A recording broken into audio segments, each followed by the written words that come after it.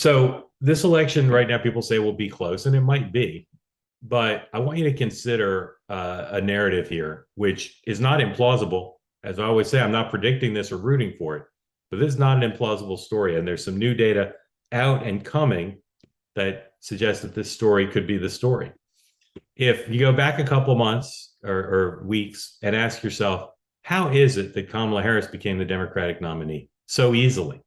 Really, the easiest walk to a major party nomination in modern times. She basically made 100 phone calls and she was the nominee. How did that happen? It's particularly curious because if you'd gone back a few weeks before that, many of the people who played a big role in anointing her as the nominee would have said, well, if we get rid of Joe Biden, we can't possibly let Kamala Harris be the nominee because she can't beat Donald Trump. She can't win a general election. And yet those people and others stood aside, at least publicly, and made her the nominee. Now, why did that seem like a bad choice for some? Besides the fact of her history of, as vice president and as a presidential candidate, not being particularly good at managing her staff, not being particularly good under pressure, not being particularly good at taking tough positions and sticking with them, not being particularly good at explaining herself. Why did she become the nominee? No one's really reported it. I think I have in my head, in my reporter's notebook, as good an understanding as any journalist does. But there's a lot to that story. And if you think about why she was why she may not have been the best choice, what can we say about that? Well, we can say, why would she be a good choice, a better choice than Joe Biden? We can say because she was not an elderly man with clear signs of loss of acuity. But what can we also say about her? We can say all the things I said about her record on the national stage. We can also say that she's part of the Biden-Harris administration. Of all the people they could have chosen, with the exception maybe of Pete Buttigieg, or all the people who could have emerged as the nominee, she's the only one who carries the burden of the Biden-Harris record, which on many scores is not very popular with the American people. At the time she emerged as the de facto nominee, within hours, many people in Trump world were celebrating, and they said, anybody else would be a new choice, a clear break from the record. She's the only one who wouldn't be, and they claimed at the time to be pleased with that.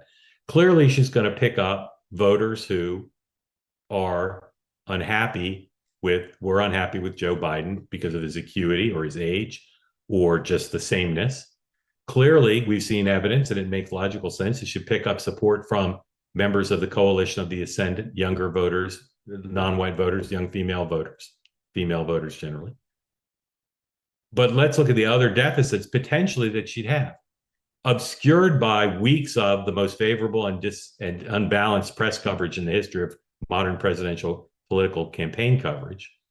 Let's look at some of the deficits she has. First of all, again, just being honest and real about America, she's a young woman of color with no big credentials on national security. Somebody can Google how many women of color have been elected statewide in Pennsylvania. Those are potentially pretty big deficits, along with all the other things I said before. And so here's what I'm here to tell you, that there's some public polling already, there's more coming, and there's some private polling that suggests that nationally in the battleground states, she's not ahead. She might be ahead on paper, but well within the margin of error. And there's some battleground states now where I think Donald Trump's on this trajectory is going to be ahead. And it may be, regardless of what happens in the interview and regardless what happens in the debate, it may be that by the middle of September, when things have calmed down, when the Trump campaign have had time to prey on some of the weaknesses that I suggested, that he's ahead in all the Sun Belt states and ahead in Pennsylvania and competitive in Michigan and Wisconsin, which would be roughly where Joe Biden was before the debate, with a single path to 270 electoral votes, the 3 Great Lakes states and Nebraska too. And that would be a scary position for the Democratic Party to be in from mid-September through Election Day. Because then they'd have a candidate who'd never won a presidential election, never won a primary or caucus, had run for president once and failed, had been for most of her time as vice president, not a sure-footed person on the national stage. Again, I'm not predicting this will happen, but I think if the data I think is expected to comes out. The people either helped her secure the nomination without a shot being fired, and the people who've long been worried about her against Donald Trump will either been "I told you so" mode or "oh no" mode or both. Now, let me show you a tweet from Patrick Ruffini, one of the best Republican strategists out there, a man who knows polling and strategy. This is very much reflective of what I'm talking about here as where we may be. You can go ahead and put the graphic up, please. In this House, we believe Pennsylvania registration trends matter. And as most of you know, probably the Pennsylvania registration trends have trended Republican.